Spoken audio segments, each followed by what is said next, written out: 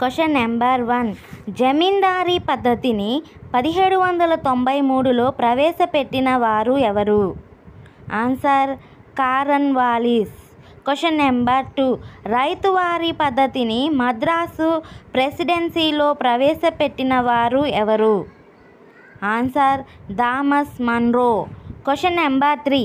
మధ్యవర్తుల తొలగింపు చట్టాన్ని మొట్టమొదట చేసిన రాష్ట్రం ఏది? ఆన్సర్ మద్రాసు 1948వ సంవత్సరంలో. Question number 4. దేశం మొత్తంలో మధ్యవర్తుల తొలగింపు ఎప్పటికి పూర్తి అయింది? ఆన్సర్ 1960వ సంవత్సరంలో. Question number 5. భూ సంస్కరణల అమల్లో ముందంజలో ఉన్న రాష్ట్రం ఏది? ఆన్సర్ పశ్చిమ బెంగాల్. Question number 6.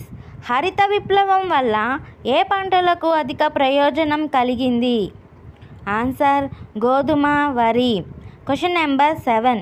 హరిత విప్లవం వల్ల ఏమాత్రం ప్రయోజనం పొందని పంటలేవి? ఆన్సర్ పప్పు ధాన్యాలు. Question number 8. వ్యవసాయ రుణాలకు సంబంధించి అత్యున్నత బ్యాంక్ ఏది? ఆన్సర్ నాబార్డ్. Question number 9. నాబార్డ్ను ఎవరు ఏర్పాటు చేశారు? ఆన్సర్ కేంద్ర ప్రభుత్వం, భారత రిజర్వ్ బ్యాంకులు సంయుక్తంగా ఏర్పాటు చేశాయి. Question number 10. జాతీయ ఆహార భద్రతా మిషన్లు ఎప్పుడు ప్రారంభించారు? ఆన్సర్ 2007 ఆగస్టున. Question number 11. జాతీయ ఆహార భద్రతా మిషన్ ఏ పంటల ఉత్పాదకతను పెంచటం అధిక లక్ష్యం? ఆన్సర్ వరి, గోధుమ, పప్పు ధాన్యాలు.